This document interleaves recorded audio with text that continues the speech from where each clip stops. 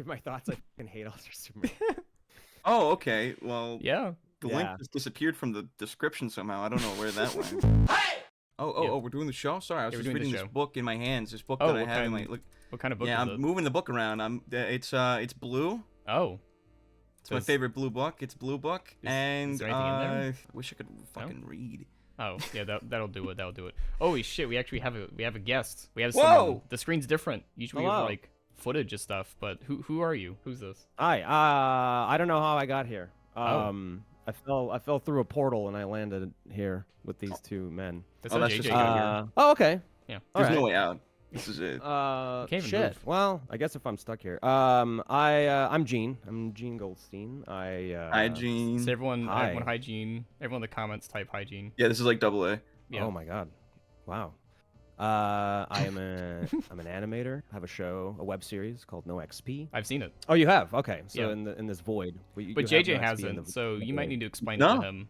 Yeah, I'll so explain many. it. To him. Well, JJ, so No XP is it's a web series. It's about a group of JRPGs that finished their big epic quest, and they have to get back to normal life. Although they're all very overpowered and very traumatized by things that they have done. So it's like if you beat the Elite Four and then you go back to Pallet Town and everyone's Yeah. like level 2 Retatus and you're like, what the fuck do I do now? Yeah, Yeah. exactly. What do you do? What do you do after that? That's and we're horrifying. running. That's we're, yeah, no, Existential it's terrible. crisis. It's I something love that. I thought it'd be really funny to explore that because I feel like stories always end with the happy ending or whatever, and it's like but I want to know what those like super powered characters are doing now. It's like Castlevania. You know how every 100 years the Belmont family has to like fight Dracula? Yeah. But then what do you do for the rest of the years? Yeah, what do you do? What do you do? Stock market. So it's Yeah. been fun to explore that. And we're running a Kickstarter right now. We're looking to get 20K to fund the next 40 episodes, and that'll let us make this for the next year pretty consistently. Oh hell yeah! And- What's it at? Where are you having? Where can we find this Kickstarter? Yeah, Kickstarter is at the links. I assume you'll post somewhere. I'm gonna show it on the Below. screen. Wow, it's already on the screen. Whoa! And the screen Wow, look at and the that. top comments. What? Can you believe Wow. Click on the screen, guys. That's how you do it. It's the only way. Click on the screen. it? Keep clicking, screen. keep clicking, keep tapping. Just don't stop Gotcha. tapping. But we're at 17. Yeah, 17 and a half. So we're basically, and so we're getting real close. Mm-hmm. But we still need that little push. We need that last little push to get the goal. So if you have the means, support us. We get a bunch of cool rewards. There's like enamel pins, shirts, stickers. You get to be a cameo. Oh, that's cool. You I'd pay for there's that. That's pretty cool. Yeah. There's a high-end plush $666 handmade yarn plushie of one of the characters. Yarn? And yeah. Yarn? That's cool. Yarn. I like yarn. Yeah. Yarn? I played Yoshi's Yarn. story. Yarn? one. That's exactly it. Yarn. So yeah, whoever wants to help support some indie animation, check it out. Now, And you- if they don't reach funding, we'll never do the show again. Never. I honestly I have no clue. We'll try. We'll figure it out. But I feel like it's gonna get there. So I'm not as I don't need it. I don't think I need a plan B for this. Because You you've got actually this. done another Kickstarter for your band. Oh, I've done. You have a band? Yeah, I do have a band. I'm in a band called Q-Bomb. We put out our debut album Hyperpunk last year. Mm-hmm. Check that out. But yeah, I did a Kickstarter in 2020. I did a Kickstarter in March of 2020, which was possibly the worst time to do a Kickstarter. Why? But we got fun. What happened? Just some things. It started all right, and then everyone went into lockdown and was fearing for their jobs Mhm. and lives.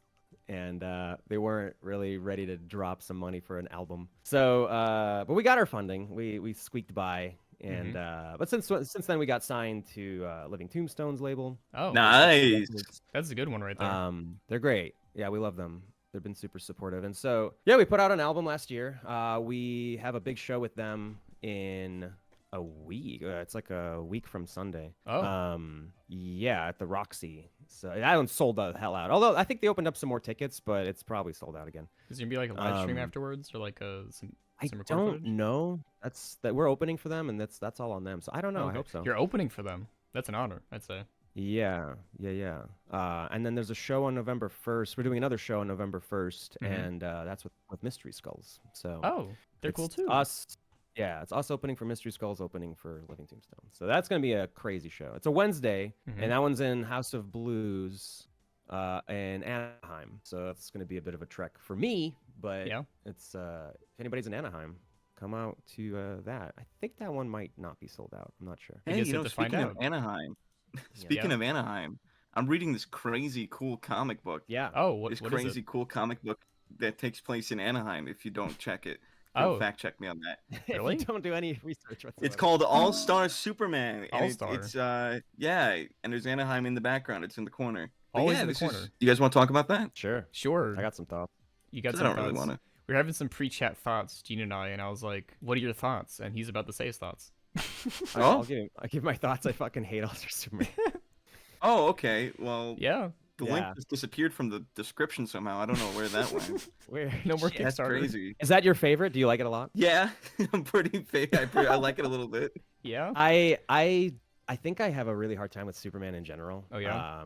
So it's like it's a hard sell. And so I read it a while ago because it was like, this is the Superman book, right? Like that's Sure. what everyone would say is like, if you want to like Superman again, read All-Star Superman. And I don't get it, man. Like maybe you can sell me on it because I don't get it. So, just to give some background, the All-Star Superman is actually in a series that got shot in the back of the head immediately after a few stinkers dropped. The premise was giving these all-star writers free reign to do whatever they want with these top-tier characters. There was Superman, Batman, and Wonder Woman.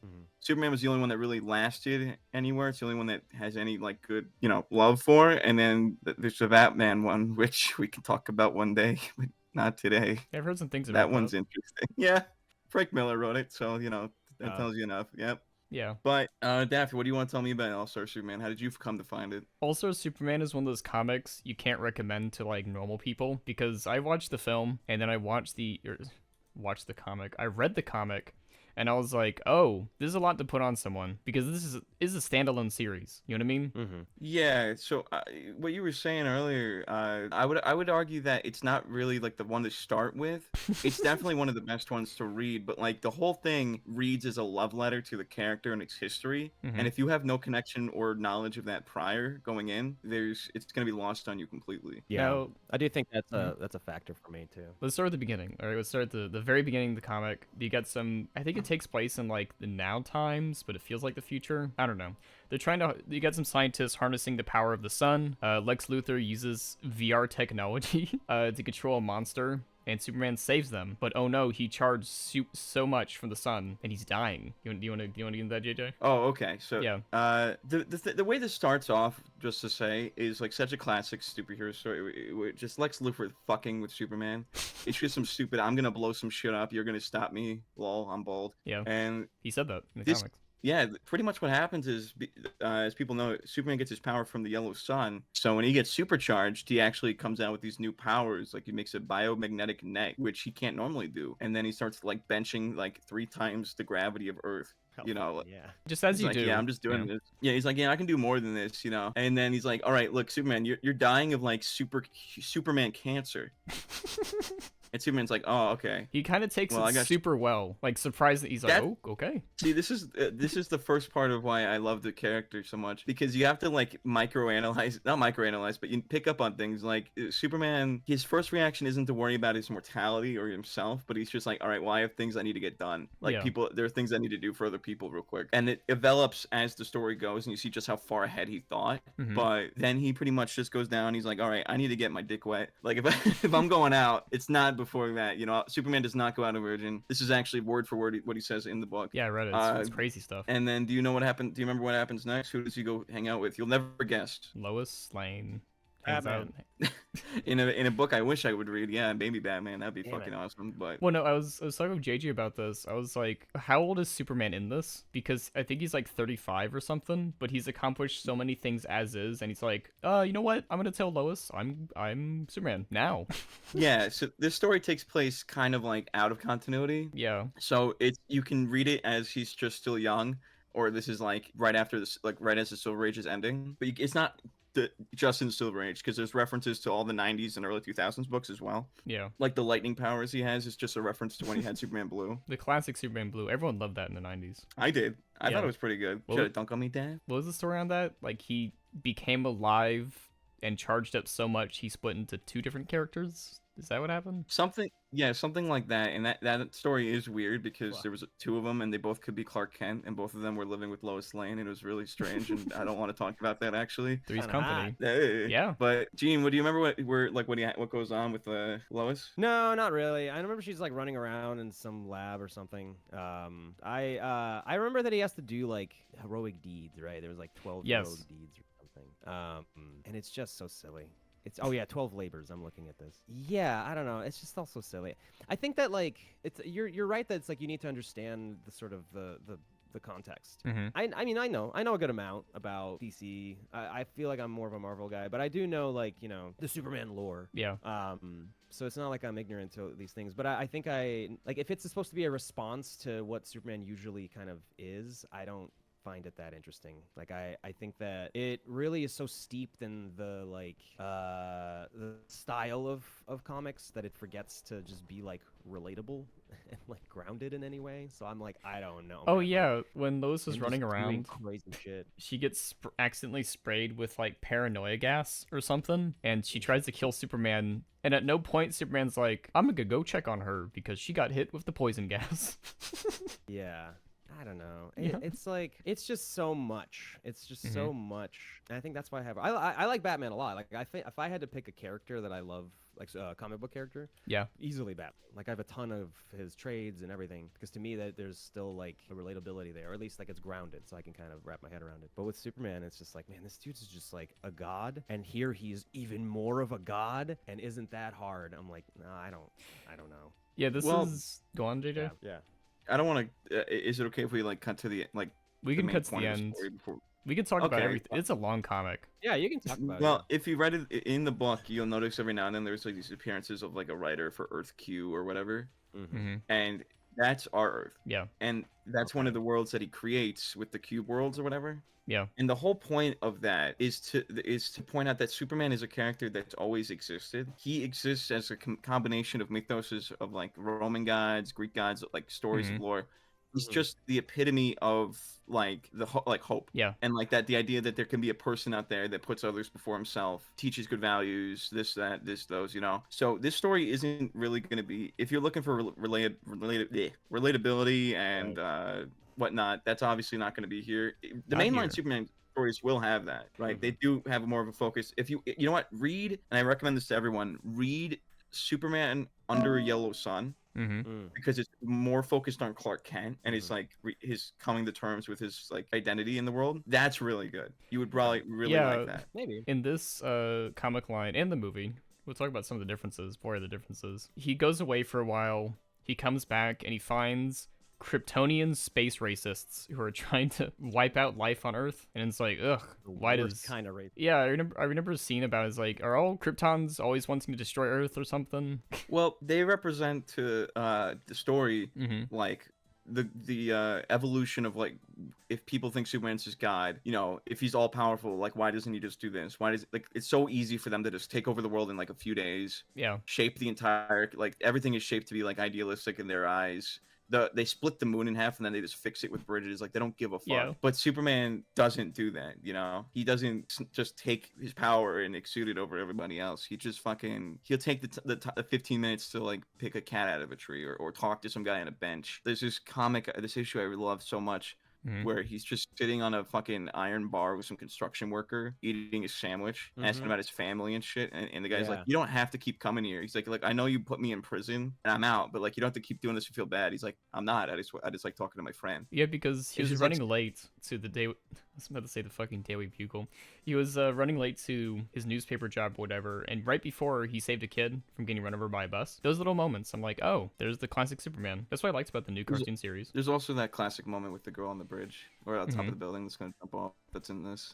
I always forget it's in this story. But let's circle back a bit to the space racists, because their story is very short. They ran through the exact same path that Superman came to Earth and everything, and they got space radiation and Krypton radiation, became blind, and it really speaks to their nature, I suppose, because they're like, we are blind and weak, why aren't you killing us? And Superman's like, that's cringe, I'll save you instead. What'd you think of that part, Gene? I don't know, man. Yeah. Everything about it is just so like, you like comics? Here's some more of that. Like it just feels like Mhm. it revels a lot in the absurdity of it. Oh, yeah. Of like superhero shit. And like I was reading the labors that he has to do, and one of them he like gives Lois the ability to have his powers for 24 hours. Yeah. And I don't know, there's something about that is just like so funny to me. I don't know. It's like, Oh. why not? Sure. Well, yeah, Uh, it's just like a lot of this is it's just a callback to the campiness that the character used to have. This comes out. Right. This book came out soon after or during the time when it was just 2005, easier and I more believe. profitable. Yeah, more profitable to just be edgy and to have like these heroes go through like you're saying, the relatable stuff, which can be good. That's interesting. But yeah. There can be like too much of a focus, like like the Spider-Man effect, where everyone Mhm. just has Yeah. to go through the worst shit imaginable, because that's how comic writers think relatability works. Yeah. And so No, for this sure. this came during that time, and it was just like the right time to have it out. Again, like I said, if you're not into, this is a love letter. This is not. This should never be the day Right. one. It's not the book you day read, one. ever. If you sent this to someone and said, this is your day one read, they're going to keep asking you questions like, who's Samson? Why is he Yeah, here? yeah. So that's makes interesting. no sense. Yeah. So that's interesting because I can respect the idea of something set in the time that it's made in, right? Like Yeah. it's like a lot of art is a response to what's going on in like the landscape. And so like no one's ever told me that part of it. Mhm. That it was a response to the oversaturation of like you said, like the worst shit happened to everybody. And so that's interesting. I don't know if that really makes me like it more, but I do think that I can understand that is like what they were going for. That it is kind of campy. It's like that sort of golden age kind of thing. Gene, have you ever read Spider-Man or Fantastic Four? No, I actually haven't. Oh, okay. Well, there's an issue. There's comics in there. It's called Spider-Man and Fantastic Four. They have a series called Life Story where they go through every era, and that would have more relatability, like you're saying, but it also references back to this. If you can read those and enjoy those, then you might want to be able to go back to that and like see it through that lens. Okay, that's interesting. Yeah, I love Spider-Man. That was also I had like a few issues, but I've never read a trade because I don't think there's any. I've never heard of any like one story, like one Spider-Man story that is like you gotta read this. Maybe you can. Maybe you know of one. The Last Time. The Last Time? What's that Spider-Man, The Last Time, when we still very little talked about this book. Yeah. That's in the thumbnail. Yeah, it's fine. But Spider-Man: The Last Time, it takes place in the 80s. This is when the symbiote suit is a thing. Spider-Man is being hunted down by Kraven, who has cancer. Fuck. Okay. Kraven is like, I'm gonna go out, but I need to know that I need you to know that I can finish you. So he puts. You ever see those images of like the big Spider-Man Venom like next to the graveyard? Yes.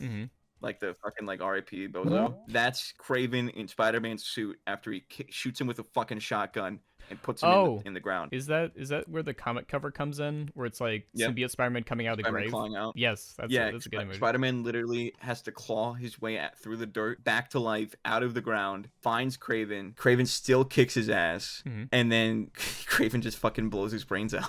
But I'm not describing it well enough. If you read it, it's the truest Spider-Man story. Interesting. Just to never give Kraven's up. Last Hunt. That's the name. It's one of the best. One of the best. Yeah, we should talk more about Superman. I keep sending No.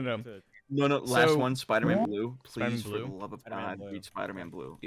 That is actually the Spider-Man book. I will argue that is the Spider-Man book.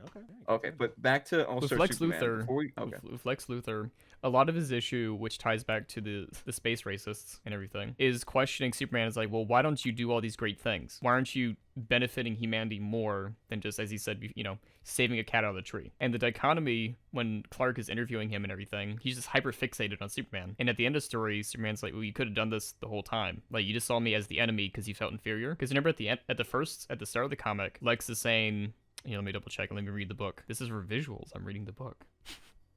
He says, like, I'm getting older, but he isn't. If this is the last thing I do before I get executed, I'm going to take down Superman. And by the end of the story, he gains the Superman powers and everything. He sees what Superman can see. The molecules in his hands, splashing like fireworks and everything. He sees everything is connected. And he realizes, oh, he wasn't going to do anything bad to us. Like, this is how he sees the world. He wants to help everyone. It's such a gorgeous realization because Lex Luthor sees the world not through his eyes. He sees it for what it actually is. And he comes to the realization that we are alone it's just us. So those are his exact words, I believe. Yeah. And like you realize like Superman has had this burden of knowing that there's like nothing beyond this. There's nothing, like there's everything, everyone's connected as one being.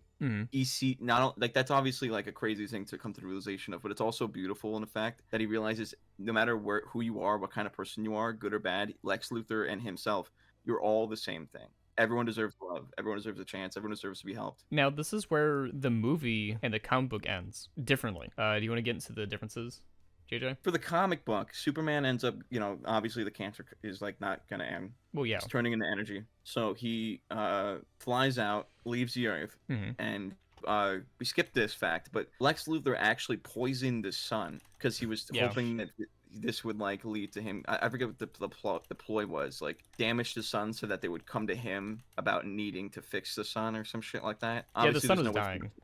Yeah, sun was dying. So Superman goes out, and oh no, it's Solaris or whatever his name is. Yeah, Solaris takes over. He just rings him up. He says, "Hey, can you eat the sun for a second?" He's the living sun. Yeah. And so Superman goes up there as a ball, like as pure energy now, and it's just like part of the sun. Yeah, fixing it. Keeping it. He's fixing it. He's not like whatever that means. Sun, like, well, we don't know. Like maybe he is. We see the visual of him like in the sun, like grinding it like a fucking communist like propaganda poster. Yeah, he is. But he's in there. He's part of the sun now, and yeah, it's kind of poetic because he kind of like in the same way the sun, is always over us. It keeps everyone, gives life to everything. Now he's doing that. I was more so talking about the Lex Luthor difference. Does Lex Luthor fucking get the chair? Okay, no. Okay, so at the end of the comics, the super smart space scientists that Superman's working with say, if he's gone for a bit, we can always make another Superman. Where the S is on his chest, it's like a 2. It's like, that's fine. But the movie's more interesting. It further explores Lex Luthor's change as a person because he says, using the Superman DNA that he drank, he reverse engineered it and completely mapped out Superman's DNA and said, the world needs Superman. I realize that now. Go make him. I think that is a good way to end it, but in the comic, it's not exactly just that. The whole point of him making the genome for Lois is explained. It wasn't just like a fuck all, like, who cares? Yeah.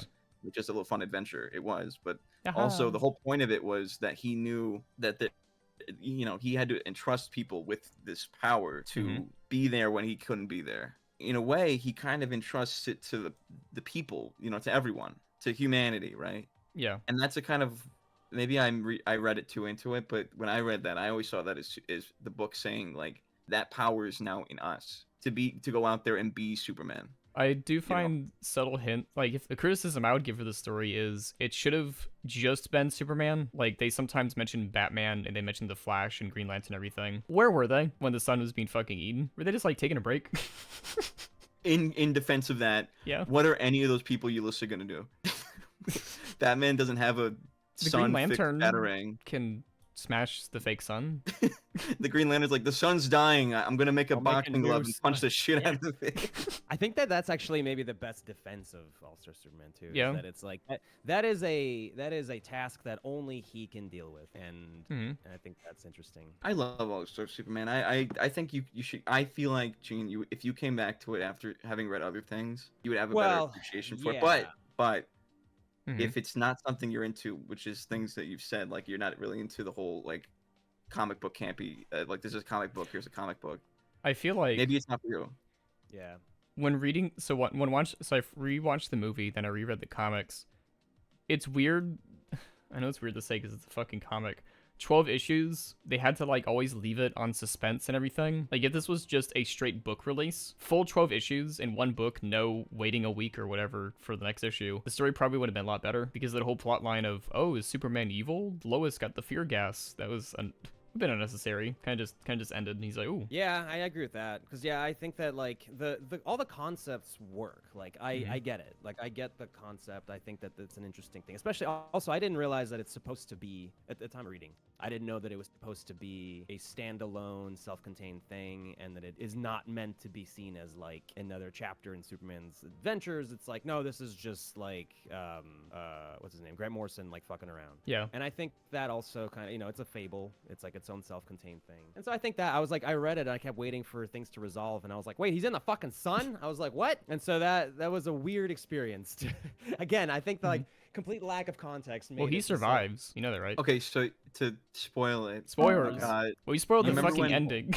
You remember when, and this is also a story which we talked a little bit more Yeah. on. Remember when Superman goes back in time and gets, we go back a little bit, we see the death of John Kent, Yeah. how that started Superman's story, and then it's revealed that the Superman that we've been following was there the whole time to watch it. Yeah, he's the mystery Superman who wears like bandages one that on his has- face. Yeah, bandages over his face, and then he turns around, and then like there's that golden Superman. Yeah. That's Superman after he fixes the sun. Yeah, so in the movie, they leave it up to interpretation because I'm going to say like 80% of the comic book was not shown in the movie because it would be too stupid or too hard to explain to regular people. That when you read the comic, you're like, oh my god, they cut out so much. Right. But Interesting. we got some questions. Isn't that fun? We got some questions. Yeah. Tron Action. What does Superman mean to you? As a character, as a superhero, as a pop culture icon? Truly a great story about a great character. They're referring to All-Star because that's about All-Star. What does Superman mean to you, Gene? Oh man, I don't know. I'm the wrong person to ask. Take my about headphones off it. for a few seconds. You can just answer, honestly. Yeah, you can. I have nothing bad to say. I just don't. This doesn't mean anything to me. If you asked me about Batman, I'd have some words, but he's like the superhero. You know. Yeah. And to me, like some people might love that and they value that. I can see but that. to me, it's like there's nothing conflicting about it. There's nothing like I like that kind of like relatable bullshit. Oh, that, yeah. like characters going through awful stuff. There's a line there too, but I think he's just I've tried like I've watched Superman movies. I used to watch the cartoon in the 90s, and he has some cool villains, but as a character I've always found him really uninteresting. So The story of Superman, by writers Jerry Siegel and artist Joe Shuster. Do you know their story and how they came to make Superman? is that a question? Because no, I Yes. don't. Okay. You want to tell them, JJ? Do you want me to do it? You can tell. Cool. So I'm gonna pull up on my phone right here. In 1933, right, they created Superman. There were sons of Jewish people, like Jewish parents, who escaped to America to avoid prosecution. All the anti-Semitism and everything. So they wrote Superman as a immigrant, from a different world, and still showing that, he came to this new place accepted me. I want to help out everyone around me. That's where the truth, the justice, the American way. Because he was like, I help everyone because I love it here. You guys accepted me. I'm a literal alien, but I love helping people. It's Yeah, so when you say you don't like Superman, you're being a Nazi. Just saying. that's what he's saying. I don't know. Shit. Yeah, so just I guess you're siding with the Nazis. if you Fuck. like, man. Whatever, guys. Just Yeah. Well, also, back in the 1930s, he didn't have all these powers. He couldn't even fly. He was just, like, jumping around. He was more relatable back then, I guess. He was like a strong man. Yeah, right? he's just- He was supposed to be. Yeah. I think the big thing is that Superman. There's so much talk about relatable. Oh my God. characters.